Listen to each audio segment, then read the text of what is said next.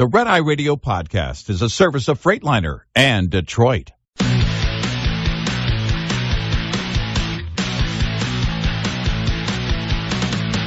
Now, it's Red Eye Radio.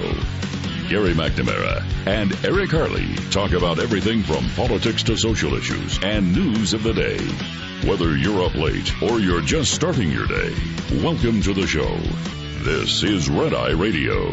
All across America, 866-90-RED-EYE. He is Eric Harley, and I'm Gary McNamara. Thanks so much for being here this morning. Yeah, to the last caller, I think we had made it perfectly clear that when we were talking about the fact that the last thing you want to do if you were FBI director and you felt that there was a case against Donald Trump from what you knew when you were FBI director, which was Russian collusion, that the last thing you want to do is go on TV. And the last caller brought up the Southern District, and we're like, well, that's not what we're talking about. I mean, that's a reach there, but that's not where we're talking about. The Russian collusion case, which he was still bringing up in the interview by repeating unverified, salacious accusations against Donald Trump. The point being is that you would not want to compromise the integrity of that investigation in the least, ever,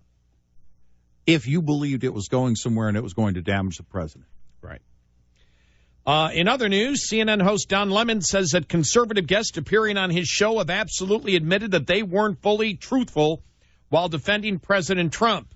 On an episode of the Jamie Weinstein Show, which ran April 11th, he asked Lemon if pro-Trump CNN guests ever admitted to not believing what they're saying. I won't give names, but absolutely, Lemon said. I think they feel they have to defend him on a personal level, not anything the network is telling them to do.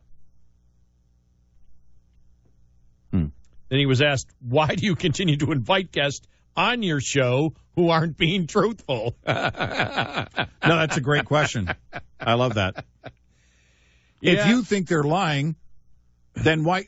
By the way, what's his integrity like if he's presenting them as liars and he knows they're lying? You ready for this? Well, because they say they're speaking for the Trump supporter who doesn't have a voice. Even if they're lying? Yes. Well, wait a minute. There are actual Trump supporters that can do that. Yeah. Find those people. Right. Find those people. What you're saying is you would rather have liars on your show.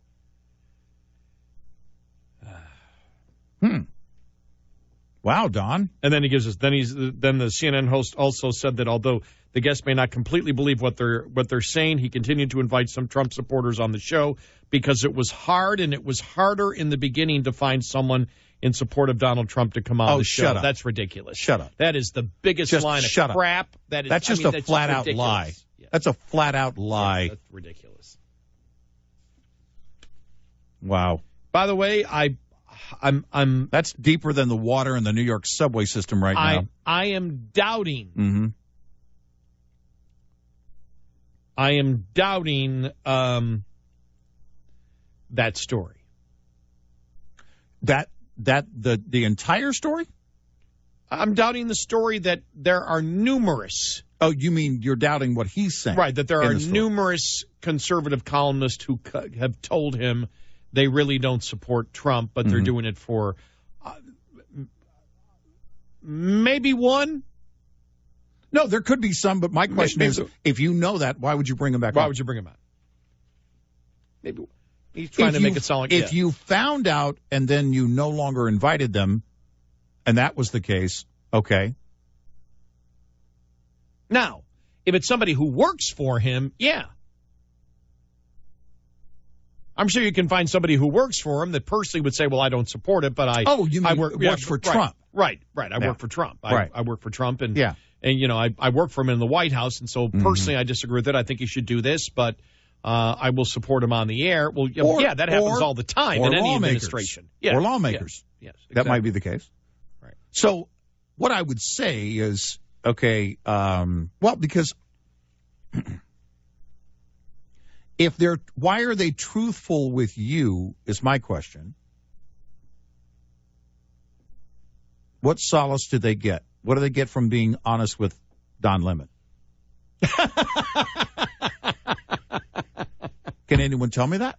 Because Don brings out the honesty in people on a one-to-one level. Right. He's just like the truth seeker. Yeah, I doubt the story. All I know is, and it could have been that there was a lawmaker that just, said to Don and could be friends with Don. That does happen. I don't doubt at all. In fact, there are likely a number of lawmakers that are not Trump supporters. I mean, Republicans that are out and officially supporting him, but they're supporting him because officially you do that to get things done in your interest. Well, you can support somebody and still disagree with them. I can tell Don Lemon right now where I support the president and I don't support the president. What he said is, if pro-Trump CNN guests ever admit to not believing what they're saying. Right. Because I never heard, and in reading this story and a couple of different versions of this story, I never saw anyone mention lawmakers. Lawmakers, to me and you, that would be a given. You and I would look at that and go, no, that's Republicans. There's probably a number of them that aren't real Trump supporters, but they're going to go out and they're going to defend the president's actions because they're trying to get something done in their interest as well. But that's not what they're saying here. They're saying Trump supporters. And my question is... Right, pro-Trump CNN guests. Yeah. So who are those people? Right. I won't give names, he said, but absolutely. Well, all I know is... I always believe what I'm saying. Hopefully that scares a lot of people. Well, I would not have a problem telling Don Lemon on or off camera where I agree or disagree with the president. I'd hate to be in that position. If people do that, I'd hate to be in that position. Right. I'd hate to I understand why lawmakers do that. I understand why Republican lawmakers do. Look, I could still say I disagree with him on this, but I agree with him. I'd still, as a politician, say what I believe. Mm-hmm. Which is why you and I would never make it to office. Oh. We're not electable. But if I could see that with the current makeup on Capitol Hill, I can definitely see that. That there are a number of Republicans that, might be angry with the president, don't like the president, whatever. He's not there to be my moral guide, my moral compass. He's not. And won't ever, and a president won't ever be that for me. Then who's going to be my moral compass? I need a moral compass. I need someone out there blazing the trail for me. His name is John McNamara. Oh, my dad. Yeah, that's true. Yeah. And he still is today at 92. Mm-hmm. Yeah, so I mean, and still will tell me when I've done wrong. My mother and father have served as that moral compass for me. And I don't look to a president or any politician or an athlete or anyone else. There might be a few pastors along the way, actually, that could also fit that bill very quickly and actually do. No, I guess my point was you get to a point as an adult where you become your own moral compass. Well, the point is, for me, is that I don't look for a president to do that. I'm also not fan when people say, your guy, or, you guys that are fans of. No. No fandom here. Well, no. Sports stars, yes. Mm-hmm. Yeah, I did see that over the weekend on somebody post, on social media. Somebody was saying, if you don't support your president, then you really don't support him. It's like, what the hell does that mean? I'm not even sure. Well, here's the thing. When you write a meme, you should not be drunk. Stop drinking. Well, what they're saying is that what they're saying is you need to support, because and this may get you to that point where people will say, and you saw it with Obama, you've seen it with Trump, where people will say, if he's the president, you need to support him. Well, you need to support him on the issues because he's your president. No, you don't. No, stop it. No, I can still support. I don't need to support anybody. I can vote for them, and then I can tell you where I support them and where I do not support them. Mm-hmm. And it can be a 70-30 or a 60-40 thing, and I might still vote for them. It could be 50-50, and I could still vote for them if the other candidate is 0-100. They could be 40-20. Yes. Who am I to judge? Exactly. Or do math, for that matter. So I mean, this sometimes we act like cheerleaders instead of adults. Well, the thing you is, you need to support the president. No, you don't. No, I support ideas being implemented as policy or unimplemented as policy. That's what I support. I support the ideas. And, you know, I can be a fan of someone's work. Someone who is a sports figure, or, you know, someone who is an actor or whatever. I can be a fan of their work. I'm also not going to say he's the most trustworthy person ever. He's an actor. He lies for a living. I'm a fan of his work. That's all I can tell you. And from the coffee world, the CEO of Starbucks is pledging that to start unconscious bias training to employees after the video of two African-American men being arrested Thursday while waiting for a friend at one of the Pittsburgh locations sparked demonstrations and call for a company boycott. The CEO, Kevin Johnson, said in an interview of ABC's Good Morning America Monday that the training would address unconscious bias. So if you're conscious of your bias, you don't have to go to the training. Then you don't have to go to the training. You're okay. As long as you're outright and consciously biased, that's fine. Those of you who say you're not biased, get in line.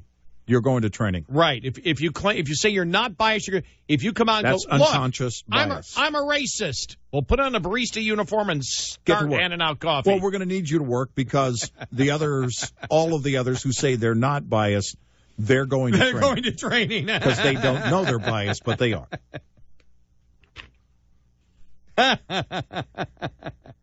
And then he says, clearly there's an opportunity for us to provide clarity. I just give up. Clarity? Clarity? What do you mean clarity? What do you mean clarity? How do you have training for an unconscious bias? That's basically mandatory training for everyone. Well, because you can tell somebody whatever you want if it's unconscious. Doesn't matter what you instruct them. Because you're not aware of it. Can you hypnotize them? We're going to hypnotize you because you have an unconscious bias. Do you have any bias? No. Aha. You're fired. I said no. We know. Oh, boy. I never thought that just from was it a year and a half ago, 2 years ago, was it? Yeah. With the whole, Starbucks thing? Yeah. Let's talk race. Yeah. Let's talk race. And now those Starbucks employees who don't know their bias are going to get bias training. If you say you're not, get in line. Training starts for you immediately. All right. 866-90-RED-EYE. Standard shift transmissions and rear axles work hard to keep up with the torque of modern diesel engines. This is what makes gearbox oil changes so important. Gearbox lubricants must be at the correct level, appropriate grade or viscosity, and in good condition. If the oil level is low, it's possible that there is a leak in one of your seals, and you should have it thoroughly inspected as soon as possible. Gearboxes also have vents designed to allow air to escape and keep contaminants out of the oil. Having them inspected will ensure its hoses and caps are intact and doing their job. Manufacturers recommend replacing gearbox oil when contamination is detected or at their specified mileage or time, but gearbox oil change intervals largely depend on the duty cycle of your truck. This maintenance tip is a service of Valvoline HD. When the going gets tough, you need a motor oil you can count on. Coming up, more with Gary McNamara and Eric Harley. It's Red Eye Radio.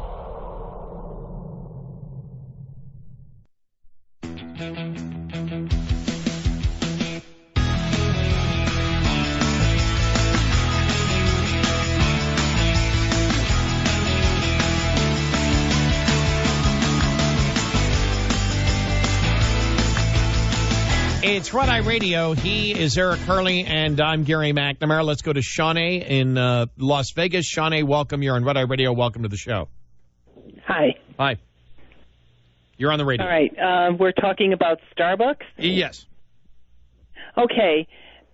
this was a long time ago. I was at a restaurant, and I was with a friend, but I wasn't hungry, and I was told, if you don't order something, you have to leave.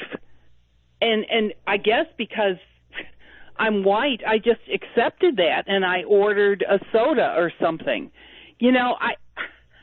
I just find this all right, but outrageous. They were waiting for somebody.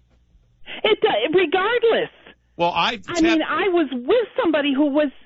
Shawnee, listen. What you're saying is those two men should have been able to stay whether they ordered or not. Why couldn't they get a cup of coffee? I learned a lesson. I was very young when that happened to me, but I learned that, hey, this is a business. The waitress needs her tip. We understand, but we understand the concept of restaurants. That in restaurants, when you meet in groups, you also wait for the other people to order. Regardless. Not regardless. It happens all the time. I didn't want to order anything. Okay. And I was told, if you don't order, you have to leave. That's your situation. That wasn't the situation of these two men. Their claim is that they were about to order. They were waiting. The two men were sitting at a table. They were waiting. And it was nobody was ordering. They said they were waiting. This is a business. They said they were waiting on someone. We understand. Shawnee. Hello. Shawnee. Are you not listening? We are capitalists. We understand the business model. Yes, and Starbucks is not going out of business because a couple of guys are sitting at a table. Yes. We understand. I can't tell you if the claims of those two gentlemen are true. Right.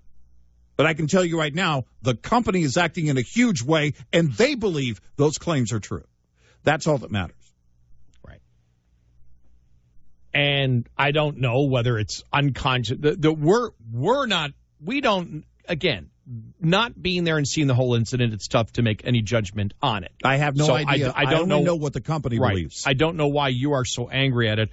Our commentary basically has been Starbucks wanting to lecture everybody else on race from a couple of years ago, and now they have to do training on race. That's right. Basically it. Yep. To hit the individual incident, we don't know. We understand the concept of it. We also understand the concept. The other day, I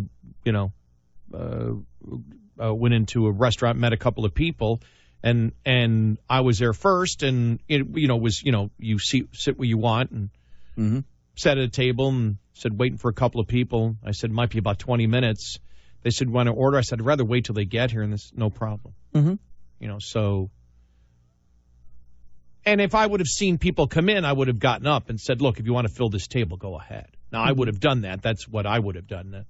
But to make the judgment or be as angry as Shawnee apparently is, not knowing the entire situation, but we understand the profit motive of restaurants. We want to. Yes, we know how it works. Yes.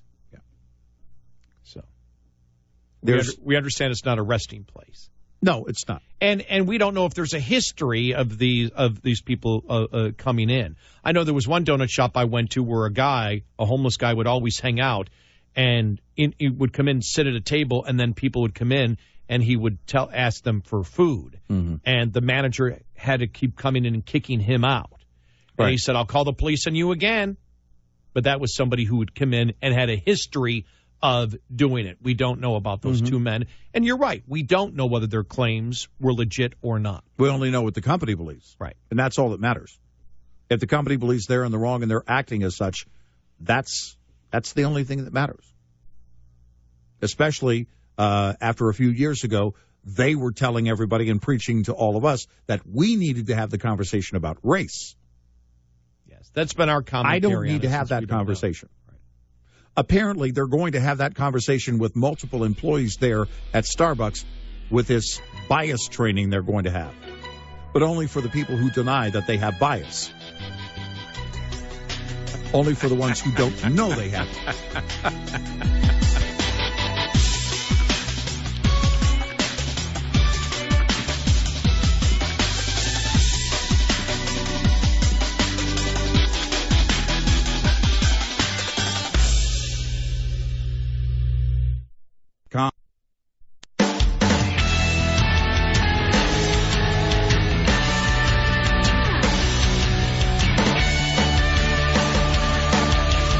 do-gooder tough guys.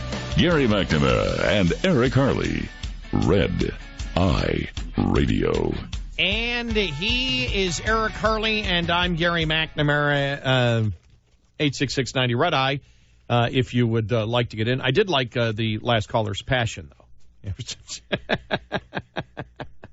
Okay.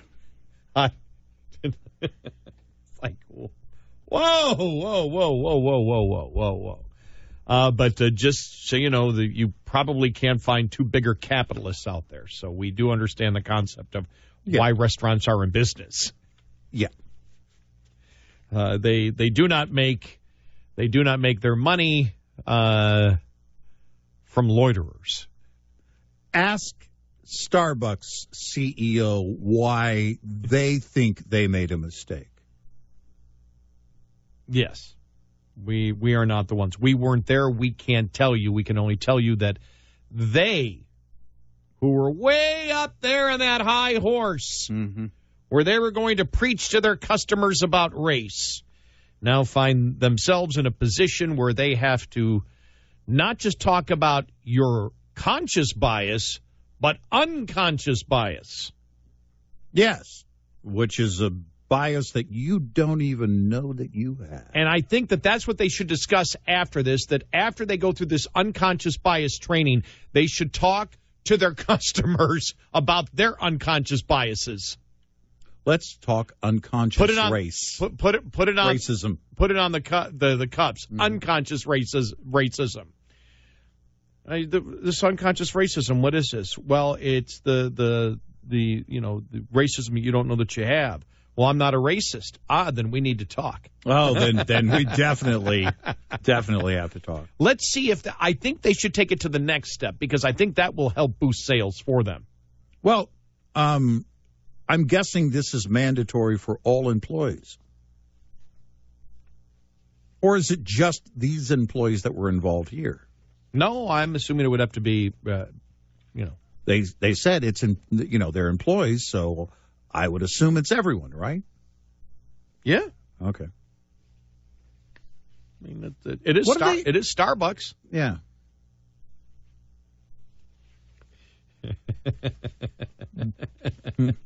Okay. I'd love to be in the coffee business right now. Look, we're just selling coffee. Hey, we you don't want some care. Coffee? Come on in. We don't care what your politics are. We don't care. We don't care about anything except, do you want to buy our coffee? We got the best coffee out there. If you want to wait on a friend, before you buy the coffee, that's okay.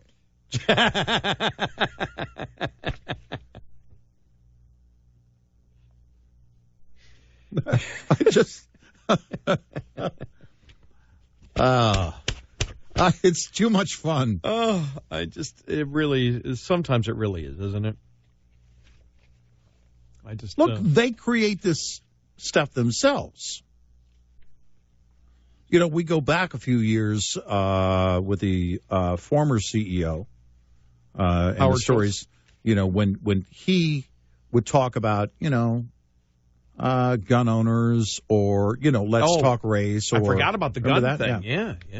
And we said, look, if you're a CEO, it would be real simple. Hey, we invite anybody and everybody. Of course, all local laws apply. All laws do apply, in our establishment. Having said that, we invite everyone to come in and enjoy our great coffee. We have a number of great drinks, and we think there's one for you. We think you'll love it so much that you'll come back. We hope you'll come back every day. End of story. The only thing I want to write on a cup is your name. That way I know that you get the coffee you ordered just the way you ordered it. And it's the best coffee on the planet. I believe that. I know you'll believe it the moment you taste it. It's great coffee. Come on in. We'll show you. Hey, we'll show you around. You can watch the barista actually make your coffee. Coffee and donuts without politics. Exactly. Coffee, no preaching. Exactly. Hey, look what we got. Coffee. You know what that is, right? Yeah, that's coffee. Come on in. You know what we do? We sell it. Come on in. It's coffee. Man, I'm just gonna cry. Looking for some coffee? We have coffee. We do. You know what we are? We're a coffee company. That's what we are. Come on in. If you want coffee. We bought out Teavana, and so we also have tea. Well, then you got, but then it doesn't. Then you've got the whole Chick-fil-A thing in New York. Yeah. And the New Yorker article on it. What do you mean you're closed on Sunday? What? How dare you? How dare you be closed on Sunday? Well, that's it's where we're getting to, though, is that the and this is one thing, and the Starbucks is not included in this, but for example, remember a couple of years ago with Chick-fil-A, the boycott? Yeah. Remember the reverse happened? Right. I remember going up to my local Chick-fil-A. Line was down the block. Just the support for Chick-fil-A, because look, they may, the ownership may have for years had their Christian beliefs, had nothing to do with their chicken. It would be, that's be things that they would do on the outside. Right. And they make it, known. But you go into a Chick-fil-A, I'll say the ones near me, everybody's smiling. How you doing? Great to be. Nobody cares. It's a very strict process in becoming a franchisee for Chick-fil-A. You're not going to own a huge number of stores. One, maybe two. I don't know what the largest franchisee owns, but they choose these franchisees very carefully. There's a great number of them that apply every year, and the process is very strict for a reason. Because the mission statement of that company is carried through even with those franchisees. They need the franchisee to be someone who's going to carry out their mission statement. It's also a lot less to buy into the franchise because of that. Because the mission statement is we want to build strong franchises based on the follow-through of what we do here. We want great customer service, great food, a great experience at the store. Does that sound radical? And it just happens to be a very fundamental, wholesome value that is behind that company. And it is, yes, a Christian-based company, but more so one where you're going to go in, and by the way, don't have to be a Christian to eat there. You have a great experience. That's the whole idea. And by the way, shouldn't that be the whole idea of every company? Well, I mean, there was the New Yorker publishing that essay it was Dan Piepenbring, condemning Chick-fil-A's, basically existing in New York City, and talking about the Christian traditionalism that makes the presence in the city feel like, quote, a creepy infiltration, end of quote. Because there are no Christians in New York? Apparently not. Oh, I thought you had churches and things there. I thought you had believers there. Maybe I'm wrong.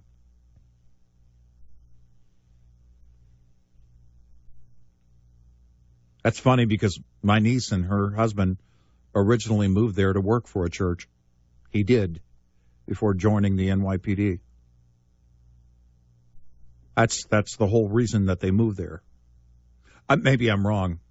Maybe there aren't any believers in New York. It's so absurd. Well, it's some kind of invasion. And it was, like you're forced to eat there. And by the way, this is really, it's almost like rehashed yawn.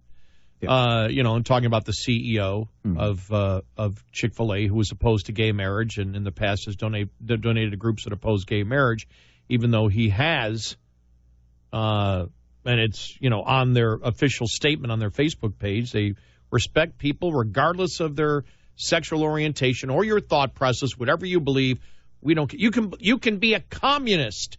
You can be an atheist communist. Yes. And go into Chick-fil-A. Yes, they invite you to come in on Sunday. And they will invite you to yeah, make sure you go on Sunday.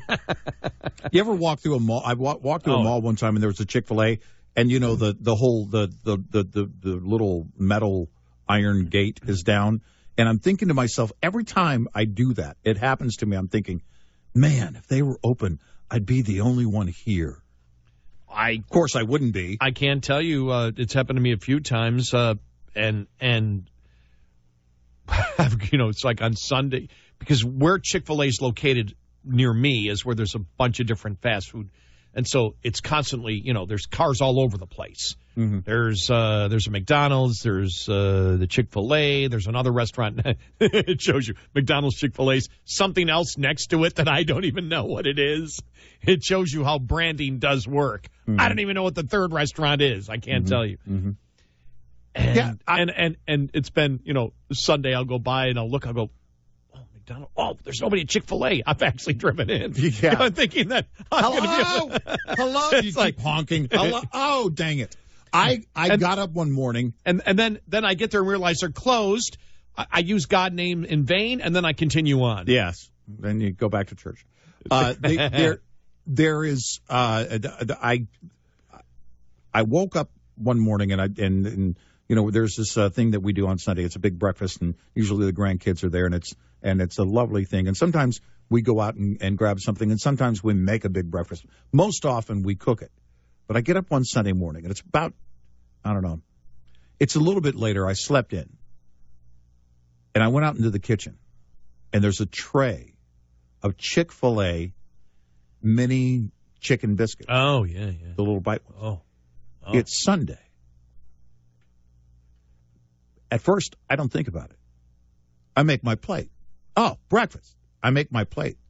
I go into, I go back into the office. You and I have to work on Sunday morning. I'm looking to watch the Sunday morning shows, or at least find a clip if I've missed them, see who was on, see what I missed, anything notable that came out of the Sunday morning. And then all of a sudden it hits me. Why am I looking for Sunday morning news shows? It's Saturday. It can't be Sunday. Right, because you've got Chick-fil-A. Because I've got Chick-fil-A. Right. My wife had worked on Saturday and taken like 3 or 4 of those trays to work for the people who had to work on that Saturday. They don't normally work. So she put it in the fridge at work, and then she brought it home Saturday night and put it in our fridge. I just never noticed. She got up in the morning and warmed them up. And I thought to it was so off-putting, I just thought to myself, it can't possibly be Sunday. Well, it's funny because I know that near my parents, the first Chick-fil-A is either being built or going to, but it's huge news when one comes into your town that doesn't have one. Right. And then they have to remind everybody, by the way, they're closed on Sunday. Mm-hmm. Yeah. And, yeah, part of me, thinking of the business model, says, I wonder how that affects their bottom line. They don't care. They don't care. Well, and for all of those, that scream, everyone should be closed on Thanksgiving. So you have a company that's closed every Sunday out of consideration for their employees, and you can't do anything but complain about an invasion. Hey, is that going to start yet? Or is it going to? That wasn't big last year. No, it wasn't a big For the first time in a while, it wasn't a big. Because they realized people don't care. Or it was Trump by Trump. Yeah. I think they realized that people just don't care. The employees would rather get the overtime or the holiday pay or whatever else so that they can afford Christmas or they can make a little extra money. Time to move on to the next first world problem. Exactly. Like Chick-fil-A. Chick-fil-A. Being closed on Sunday. How dare they give time to their employees and their families. I guess my point of bringing up Chick-fil-A is the left's trying to get involved in everybody. If you don't, if you're not in politics and you're a retail business, you've got to get involved in politics. You've got to believe the way vote with your dollar. Believe. Vote with your dollar. If you don't like the company, vote with your dollar. Apparently, a lot of people in New York City like Chick-fil-A. Exactly. 866-90-RED-EYE. Lines open for your calls. 866-90-RED-EYE on Red Eye Radio.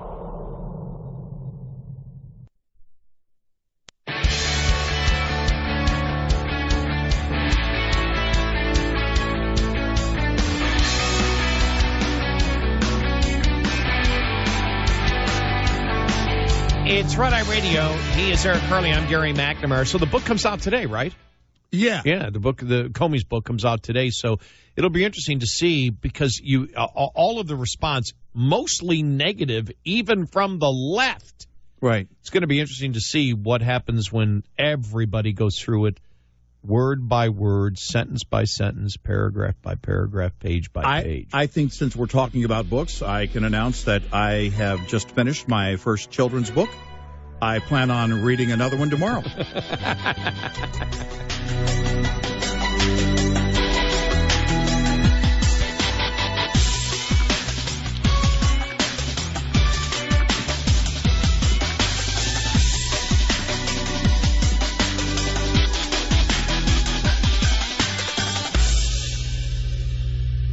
This is Red Eye Radio on Westwood One.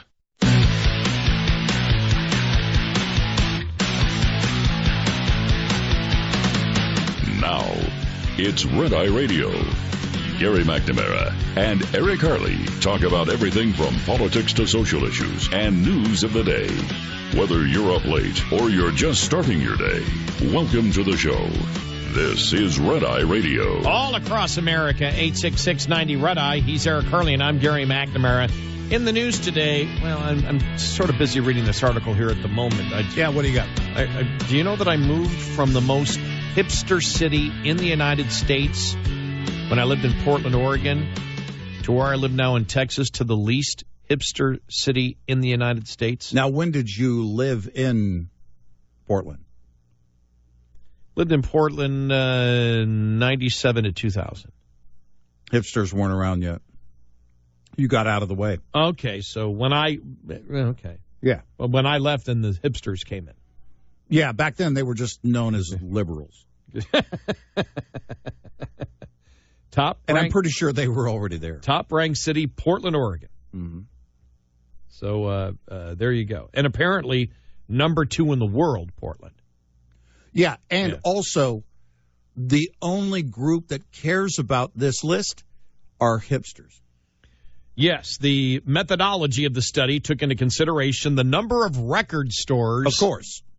Vinyl, not the other kind. You know something, though? They missed it, though, because where I live, right, just 4 or 5 miles from me, unless it closed down, went by 3 months ago, it was still there, is one of the last record stores probably in the Dallas area. Yeah. But there's lots of dairy in what your is it town. Called? Yeah. But the number of record stores being dairy-free. That's what I mean. You had too much dairy in proportion to the number of record stores. Speaking of the Starbucks conversations we've had throughout the night, the number of coffee shops, and I will say that's something that is disappointing. Yeah. You have a coffee maker at home, though, right? Yeah, I really don't need one. just saying. Number of coffee shops and tattoo studios. Oh, tattoo studio. I think maybe the fact that it's a dry town. Well, there's beer and wine, but there are no liquor stores in my town. That might be a reason too. I don't know. Do hipsters drink? I don't know if they drink. Do they? Oh, don't they drink? I don't know. Do they vape? Yes. Oh, they do vape. Okay. They vape things that other people don't vape. They only vape things that are on vinyl, though. In fact, they're going to get the new audio book version of Comey's book, and it's going to be on vinyl. They only listen to James Comey on vinyl. Okay, now the best thing is I actually looked up hipster. You know, because to me, hipster is somebody who's got the constant 5 o'clock shadow. No. Hipster's full on beard. Full on beard? A lot of them are. Okay, it's a full on beard now? Yeah. Okay. Yeah. Well, the beard thing is huge. All right, then what's the huge 5 o'clock shadow that isn't a beard yet? It's being lazy. And the real tight pants that I've noticed that are up above the ankle with no socks. Yeah. And this was on a cold 30-degree day about 2 weeks ago going into the store. Yes. I saw a gentleman with question is wearing the capri pants. Okay. What is that style that I saw? It's called someone who's shopping in the women's clothing. I thought it was a hipster. Yeah. See, I don't have my stereotypes even right. Mm-hmm. See, I have unconscious stereotype bias. I don't know if it's bias. I think it's just simple observation. Okay. Because it says hipster here from Merriam-Webster, a person who is unusually aware of and interested in new and unconventional patterns, as in jazz or fashion. Jazz has been around for ages. But then I went to the Urban Dictionary. Mm-hmm. Hipsters are a subculture of American consumer for whom the idea behind the marketing holds more value than the product being marketed. That's right. Like the bottom skimmer that you had to buy, that new bottom skimmer, they would ask... That's for my pool. They would ask who invented it and what kind of mission statement do they have at their company. Ironically, the hipster perceives him or herself as the counterpoint to mass culture and conformity, when in fact, the ease with which hipster culture can be appropriated, repackaged, and marketed makes them the ultimate conformists. No, tattoos, I mean, they're going for a certain look. Right. They all want to look the same. They're looking to look like a hipster, which means you are a conformist. Tattoos were once a sign of rebellion and a badge of one's outsider status. Now over 40% of all Americans under 50 have a tattoo, essentially making them all members of the same tribe. Yeah. That's Urban Dictionary, so just love it. So I happened to see that and went, okay. I wonder if that's true. Over 40% of people under 50 in America have a tattoo. I haven't counted. Now, I remember Kramer on Seinfeld. He was a hipster doofus. Mm-hmm. So that's different than a hipster, right? Yes. Okay. Although he may have created the fad. Unconsciously. He might have. Well, we've digested Comey. Pretty much. Good, what, 24, over 24, almost, going on 36 hours. Mm-hmm. After all the hype and hoopla, nothing really there. You look at the analysis from all across the political spectrum. We played audio cuts from CNN, from a former FBI agent, 25 years, CNN contributor on CNN, that thought Comey's being fired was completely unfair, was furious at Trump. Now, after all of this, said, he deserved to be fired. Even on The View, I want to play this because this is Meghan McCain actually talking for about a minute without Whoopi or anybody else or Joy interrupting her. Okay. Which that in itself is huge as they talk about James Comey and the interview. The problem with James Comey is he can't decide what he is. Is he this Boy Scout defending the FBI, like you said, or is he a media personality and a highly political animal? And a lot of the things he was saying just don't add up to me. Number one, that dossier he keeps talking about is unverified, and it was paid for by President Trump's enemies. Well, the PP tapes that he keeps talking about is unverified. Number one. He does say that that's unverified. He does say that that's unverified. But he keeps talking about it in a way. Again, then why are we bringing it up? It's unverified, this unverified information. Because it's lascivious and salacious, that's why. And you're exactly right, but I agree, but we're trying to get to the bottom of what really happened here, and if there is any criminal activity with Russia. I will say that he's talking about every decision with Hillary Clinton being made because of politics. He talks about expecting her to win the election. Candidates winning elections should make no difference in your decision as the head of the FBI whatsoever. I agree with that. We agree. I agree with that. And the final thing I want to say is this just seems like he's settling scores. And the Daily Beast had a really interesting article that's out this morning interviewing FBI insiders who were saying things like, good Lord, what a self-serving, self-centered jackass. True to form, he thinks he's the smartest guy around. And so I think in regards to Comey. And he clearly loves the media. And that's fine if you want to do what we do, but it's not fine if you're the head of the FBI. But he's and as you can see, not a lot of pushback. Well, and that's the whole point of that audio clip, and you and I were listening to it off the air earlier, and that is to say that typically there would be, 2 or 3 jumping in. There hasn't been. This is indicative, and I think this is just one example of what's going on surrounding the whole Comey thing. And that would be nothing. This thing is a huge yawner. In fact, you know, if you break it down, and this is where I think the left is afraid to go, because they understand this. We have a lot of questions about what he said about the former attorney general. What do you mean? What conflict of interest would you be talking about? Right. Because as far as I know, there is no current investigation against her. So it wouldn't be undermining the integrity of any investigation as far as I know. He felt clear to write about it in a book. So my question is, again, what are you talking about? And this is one of the reasons I think the left is not grasping on. Typically what they'll do is they'll even make straw man arguments, right? They'll go out of their way to grasp onto something, but there's nothing to grasp onto. In fact, the more you grasp onto in this conversation with ABC that he had, the interview Sunday night, or from the book itself, is the more you grab onto anything, the more you see that the only thing of substance there that might be used against someone in any real setting. I'm not talking about the political hatred or distaste for his boss or his opinion of Trump as a president. None of that makes a difference. None of that means anything. It's not any more valid or any less valid than anyone else's opinion on Trump. It just simply isn't. He shared an experience from his perspective, but really we know where he was going. He's a disgruntled ex-employee. We get it. He's not happy with the guy that fired him. We know. Well, then what is there that is tangible there that you could really grasp onto that would mean something? It would be about the investigation. General. That's right. And as it pertains to the work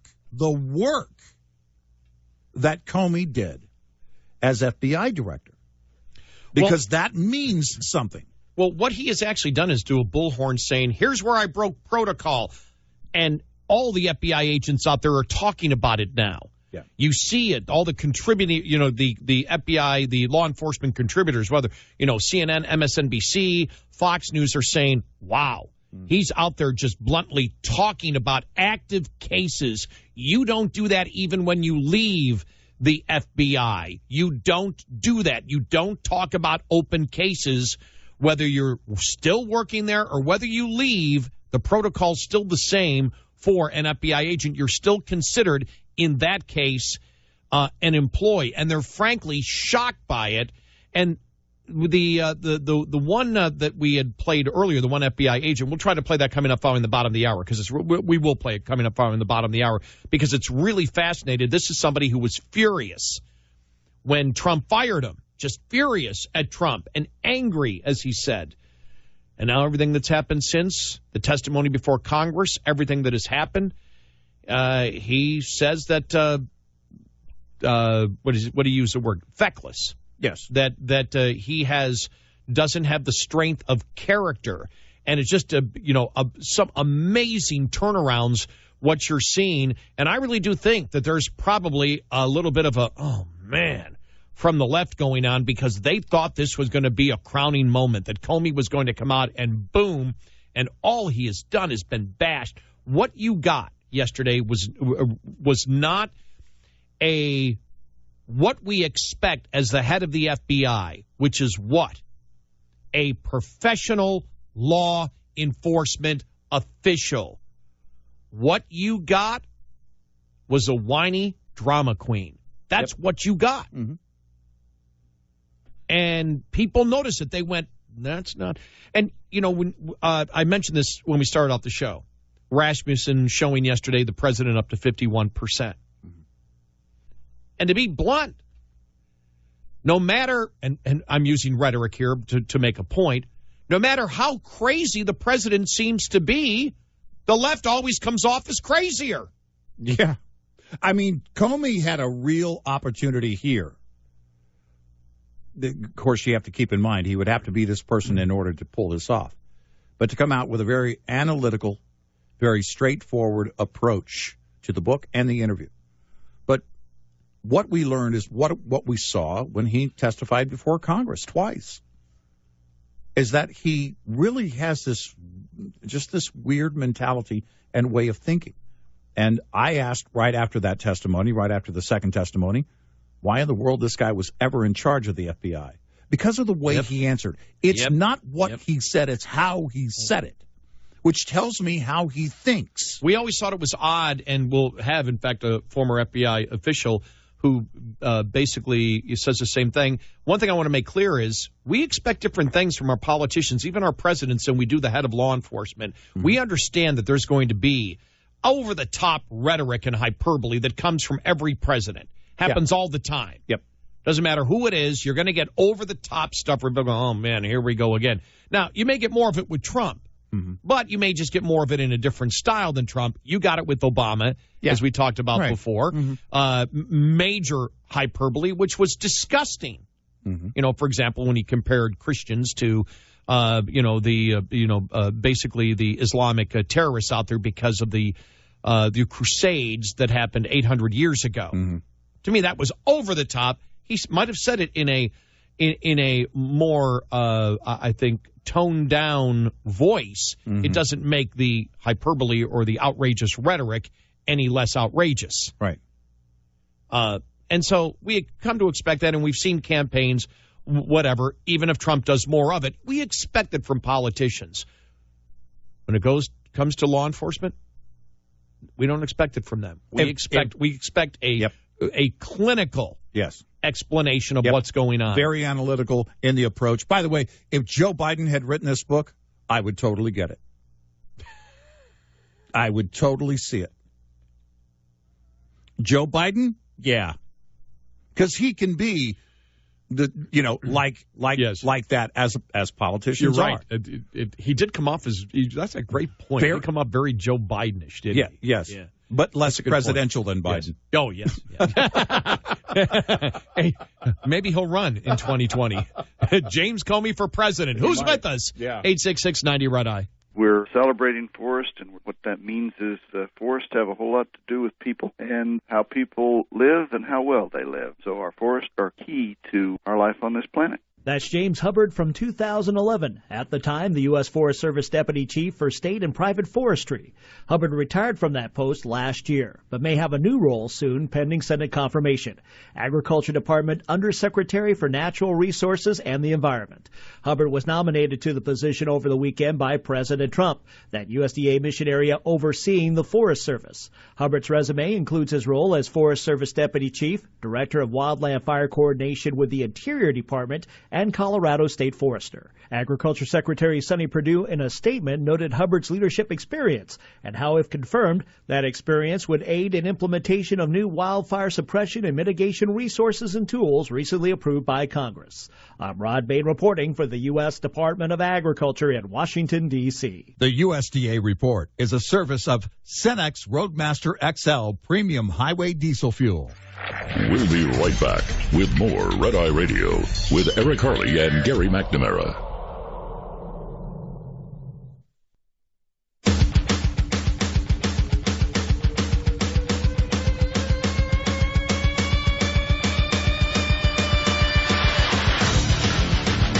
It's Red Eye Radio. He's Eric Harley. I'm Gary McNamara. A good political cartoon I'm looking at here. It basically shows the cleavage of Stormy Daniels. And standing inside the cleavage is Robert Mueller. He's saying, still looking for the Russians. That's funny.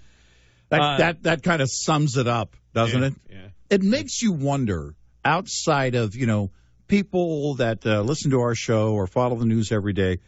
I mean, mainstream America, right now, what is it that they know about what's going on? How much do they actually know? And how much are they following? How much do they care? I really wonder about that. Here's your forecast. After a weekend and start to the week of some heavy snow for some northern tier states, spring-like conditions continue to evade portions of the country. The Northeast and Midwest have the potential for more snow and icing today, especially in these overnight hours. Look for mixed precip in these early morning hours for the state of Indiana. Past Columbus, Ohio, you'll get into rain showers. Those will continue into the New England states, and then we pick up the chance for icing for a good portion of the state of Maine. Look for lake effect snow in portions of Ohio, Pennsylvania, and New York. In the west, a mixed bag of rain on the coast. Heavy at times for California today. There is plenty of spring-like weather on tap for the south today. In fact, more like summer temperatures in store for portions of Texas. Could get above 85 in Dallas. For Atlanta, a little more comfortable, 72 the high. And there's a look at your national weather forecast from Red Eye Radio. I'm meteorologist John Trout. Thanks so much, John. 866-90-RED-EYE.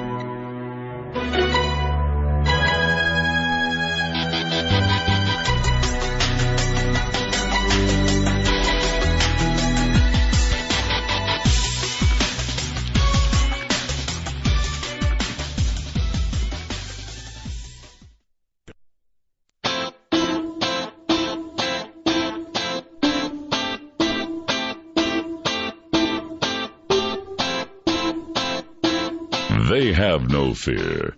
Eric Harley and Gary McNamara on Red Eye Radio. And he is Eric Harley, and I'm Gary McNamara, 866-90-RED-EYE. Welcome and good morning. All right, I want to play this because this is our audio cut of the day, and simply, most of you probably won't know who this man is. Maybe if you watch CNN, you will. James Gagliano, who is a CNN law enforcement analyst. And just to give you a little background, he talked about the fact that when James Comey was fired last May 10th, he was furious at Trump for doing it. And so just so you know the background, because I think the reason I'm playing this audio cut is not because he is a conservative who would naturally be against, or a Trump supporter who might naturally just be against Comey because he's in opposition to Trump. It's important to understand when these things happen in the political arena where the shift is happening. Right. And the fact of you're always going to have loyal supporters of Trump. You're always going to have loyal supporters that are anti-Trump. And they're not going to change no matter what. It's the people in the middle that start changing. And also when you talk about these aren't just people in the middle. This is somebody who actually supported Comey and seemed to be furious at Trump. And to see the evolution because of new information that comes out, how they change. And so here you go. Here's part of this interview from yesterday. Well, Fred, firstly, I want to be careful because I don't know James Comey personally, but in the 110-year history of the FBI, I served for 25 years under 4 different FBI directors. So I spent my 20% of the FBI's history, I was there to witness it. I think what we're witnessing right now is a diminution of the stature, the 6'8" stature of this man who's now shrunk down to basically a Lilliputian. And why is this? I don't think James Comey's a bad man. I think James Comey's a decent person. What I think happened here is because of the weight of the consequences that were thrust upon him, and we can talk about how he ended up there and why he had to make these decisions, I think it was his feckless leadership. And the word feckless I choose carefully because it means lacking the strength of character. What should have happened after he was put into that position on the Phoenix tarmac where he had to make that July 5th statement, which was unprecedented for an FBI director to do, he should have punted the ball back across the street to the Department of Justice after Loretta Lynch recused herself and put that squarely on the desk of Sally Yates. He didn't do it. He allowed political calculus to come into his decision-making as an FBI director, and he's right to be criticized. Now, the director's manner of doing that, or I'm sorry, the president's manner, not the way I would choose to do it. I think it's beneath the dignity of the office, but I do believe his decisions and this book tour are worthy of criticism. And so I wonder, James, those were a number of different, markers in the last year, particularly of the former FBI director's career. But do you believe because of the firing and the manner in which the firing took place, that is what compelled him to say, I want to get my version of events on paper, whether it be by, handing over notes to a friend way back when or now? in the matter of a book, and that's what compelled him to have this tell-all. James Comey owned the high ground. On May 10th, I came on CNN first thing in the morning, and I was angry. I talked about the repugnant, reprehensible actions of firing a career public servant, dispatching him the way that the president did. I was angry. But the revelations that have since come through, the things we've seen when he testified in front of the Senate Intel Committee and he told Senator Dianne Feinstein that those 9 interactions with the president, which left him feeling, nauseous, he wished that somebody, maybe with a stronger backbone or character, would have acted differently. He talked about Loretta Lynch and her asking him to call the investigation a matter, the one into Hillary Clinton's emails. He says, I felt queasy, but I felt it wasn't a hill to die on. Well, I disagree, as many former agents and current on-board employees do, with that. I don't think James Comey's a bad man. I just think he was the wrong person at the wrong time to prevent the politicization of the bureau we love. I mean, strong words. Well, it's exactly spelling out from a very unique perspective, spelling out the observation, really, of what went down, from the point that Comey was fired to what we have learned since, and pointing out what we noticed. Look, I'm not a career criminal investigator. I'm the son of one, but that doesn't qualify you to do anything. I'm a layman, and I still heard things during that testimony twice. Again, the way he was saying things seemed to be really petty, and I just thought to myself, what's going on? I know. I understand. Thought the same thing. I understand that emotional thing of being fired. I've only been fired once, but I mean, I understand someone being emotional after they're fired. But the thing is that you are looking to prove yourself to be better, to have greater integrity than the person you're trying to take down. Isn't that always the case? He also said later on in the interview, he said, here's where James Comey runs afoul. This is a quote. He runs afoul of the fact that he is still an FBI employee. An FBI employee is defined as one who holds or previously held a position of trust within the agency. As an FBI employee, one of the prohibitive disclosures, and his book is rife with them, says that you are not allowed to talk about anything related to open or ongoing cases or investigations. The Russia probe, the IG report, has not yet been released in its entirety, and a number of different investigations on Capitol Hill. James Comey is not just a peripheral witness. He is a central witness, and that's where I think he will run afoul of not the law, to David's point, but he will run afoul of the Department of Justice. And that's what it comes down to, is that whole, positioning during that testimony of saying how he looked to protect the integrity. And keep in mind, protect them from what? When he was talking about protecting the integrity of the FBI, he was saying protect them from Trump. But the first thing that he did, he practically bragged about running to his friend and leaking something to his professor friend. And then we get the book, and then we get the interview, the TV interview, and who knows how many other things will come of the book. That's how you protect the integrity of the FBI? Say what you will about the president, but if you were truly doing that, is this how you do it? No, and I think it's very, for Mr. Gagliano, I think it's just, very telling that the more that James Comey talks, and you and I had this conversation a couple of weeks ago when we knew this was coming up, and we just said, we don't understand, unless there's something monumental that he is coming out with that's going to be able to get Trump. Why is he doing it?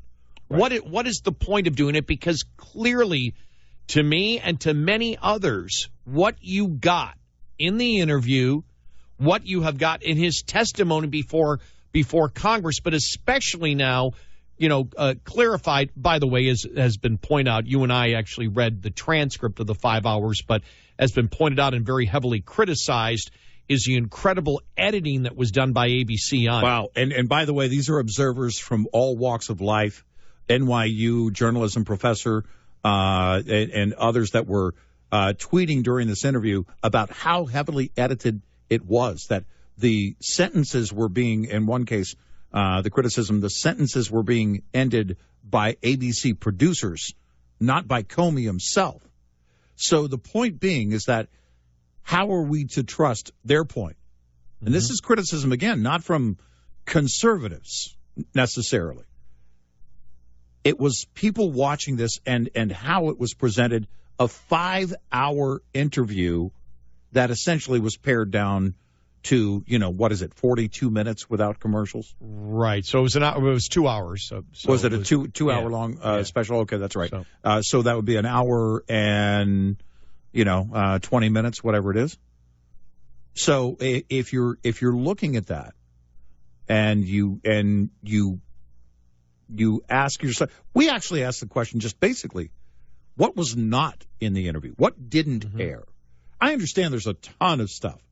When you're doing that, you always go out and record a lot more than you're going to use. Well, in reading the transcript, which was the 5 hours, I didn't see anything that would have made a difference. I didn't. Well, I can't say that I read the whole 5-hour transcript. The only thing might have been the tone. You don't get the tone out of reading the transcript. Well, my question is that because this goes back to not what you're saying, but how you say it. Inflection is everything. Reading a transcript sometimes can be different. Right. Again, and I think most people at least were heading in this direction, that what you got in that interview and what you have gotten overall from James Comey, what people thought an FBI director should be, to what you got was not a professional law enforcement official, but you got somebody who seemed to be, and you and I noticed this, when even the FBI agent talked about, well, maybe if there would have been somebody with, stronger character or whatever, when he was talking about being with Loretta Lynch or whatever, and you're thinking to yourself, this is quite childlike or adolescent. Yeah. And you're the head of the FBI, for God's sakes. Yeah. What do you fear? Fear getting fired? I would just fear, am I doing the right thing or am I not doing the right thing? What's my job? What's my job description? That's all I care about. Right. What anybody else thinks. I'm the FBI director. Criticism is part of what comes with it, but I'm going to abide by the law, and I'm going to abide by FBI protocol and procedures and policies, right? Mm-hmm. Anything else doesn't come into your mind. Why? Because you're supposed to be a critical thinker, investigator / prosecutor. Yep. Being that's what his background, was. You observe, and even more, you observe your observation skills are that you point out things that maybe someone didn't notice, or at the very least, your perspective from where you were in that position in relation to the president and in your interactions with the president were something unique. And you can observe it like others couldn't. That kind of analytical skill would be the approach, because if part of the point is to bring the president down a notch, or even tear him down completely, you can't do it by sounding like a 13-year-old who's only complaining that they were sent to their room. After digesting this for more than a day, I still stand by what we said yesterday. He did more damage to his reputation. By the way, did more damage to his credibility as a potential witness, and did more damage to the Obama administration, and I believe helped Trump. Yeah. Just what Democrats were expecting. 866-90-RED-I. This engine report is brought to you by Detroit. The DD15 is designed to provide its peak power and torque between 1,000 and 1,500 RPMs. This fuel economy sweet spot means there isn't much more power available at 1,800 RPM than at 1,400. The only thing being accomplished is burning more fuel without any real benefit. While cruising, try to keep the engine between 1,050 and 1,450 RPMs for maximum efficiency. Also, upshift around 1,650 RPMs or sooner to stay in the sweet sweet spot. Speed is the enemy of fuel economy. On average, every 1 mile per hour increase in road speed above 55 costs 0.1 mpg, which adds up by the mile. Cruising in the high 50 to low 60 mph range can help you get the most out of every gallon of fuel. Ultimately, traffic on service roads and stoplights will impact travel time far more than a few mph on the highway. For Shell Rotella, that's the Engine Report. Get in touch with Red Eye Radio, toll free at 866-90-RED-EYE.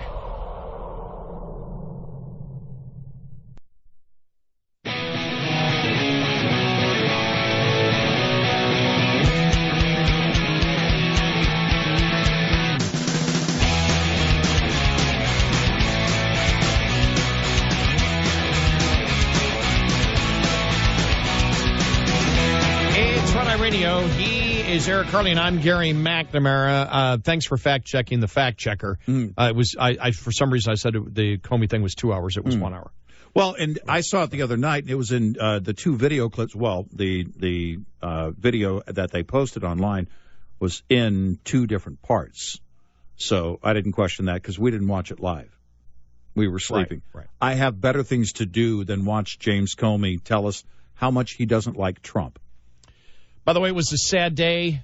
Actor Harry Anderson. Yeah. Night Court Harry Anderson. Harry the Hat on Cheers. Yeah. Died at age 65. They say his son apparently telling TMZ natural causes.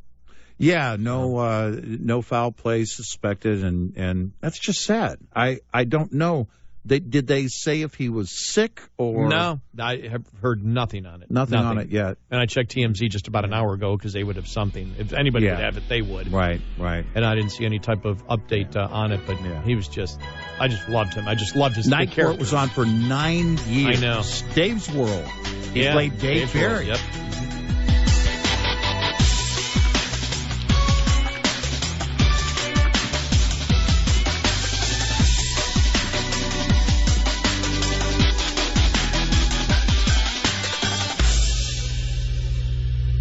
This is Red Eye Radio on Westwood One.